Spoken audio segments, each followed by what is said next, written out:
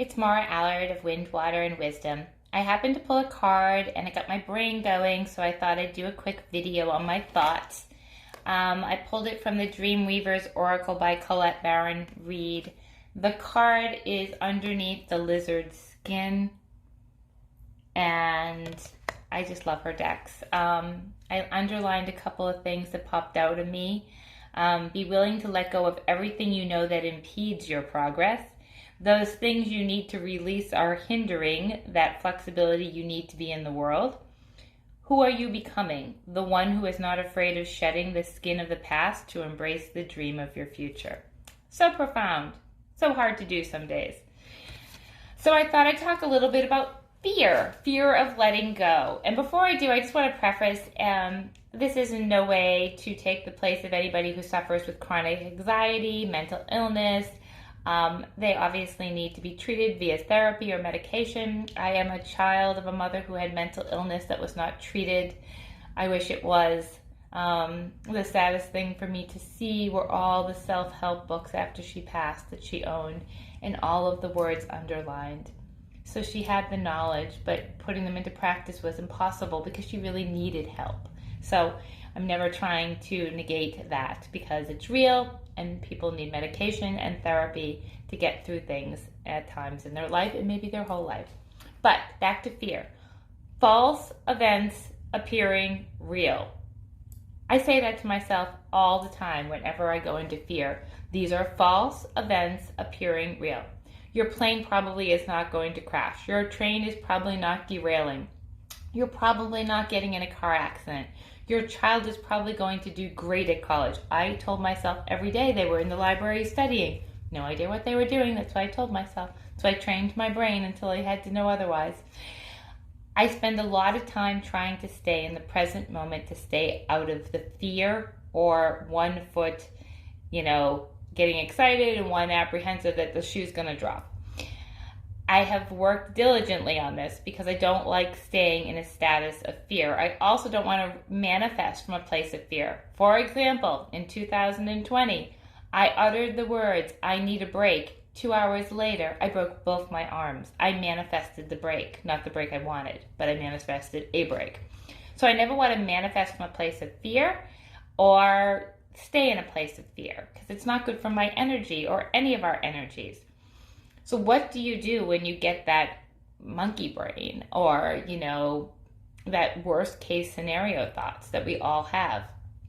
I really pull myself back to the present with false events appearing real or some sort of mantra that I can tell myself. Also, I try to move my body so that I get into the present because when you're moving your body, even if your brain's racing, you start to actually move those thoughts and you're not in a stuck pattern. So walking, for me, I kayak.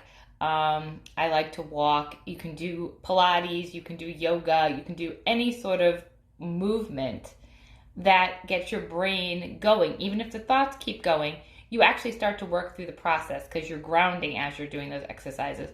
If you want to ground, go out, put your feet on the earth, in the grass. Imagine like the earth drawing energy out of you as if it's just pulling it out. Or you can imagine dropping lines like your feet have like ropes into the core of the earth and feel like it's pulling you upright. That can produce the grounding effect as well to get you back in your body. Because what's happening is we're in our brain, we're not in our body. We need to get back in our body. So whenever breathing puts you back in your body, breathe in deeply, 5 minutes, hold it. Breathe out, 5 minutes, 5 seconds, 6 seconds, whatever you can do. Breathe in, down to your tailbone. Breathe out through your crown, through your nose. Imagine it going out through your crown. Ground into your body. Anything you like that. But remember, always tell yourself, there are probably false events appearing real. You are actually projecting a movie into the future that you have zero control over. And that's what I do. I have no control over the events of the day. I'm not going to say if there's a hurricane bearing down on us, if I'm being attacked by, chased out by a jaguar, if there's some major event like a pandemic where we have to take precautions. Yes, absolutely. There are places for fear. But the everyday run-of-the-mill fear that there's going to be a shooting in the supermarket, or any of those things that we get in our crazy head, they are not probably going to happen. So I kind of just say to myself, stuff's going to happen. We are human beings. We signed up to be here on this planet right now, where all this stuff is going to happen to us. Bad things happen to good people. That's a fact. People get sick. People die. People lose jobs. But we can't always worry about them because we don't know when it's going to happen, and we can't stop it usually. So it's best to get into a place of, when it happens, we'll deal with it. Obviously, if it's something major coming down the pike and you can see it, then take all the measures you can to control the impact. But the things that are going to blindside you are going to blindside you. Whether it's today, tomorrow, 3 years from now, 10 years from now, 20 years from now, they're going to come. And when they come, you're going to deal with them, because we have no other choice at that time.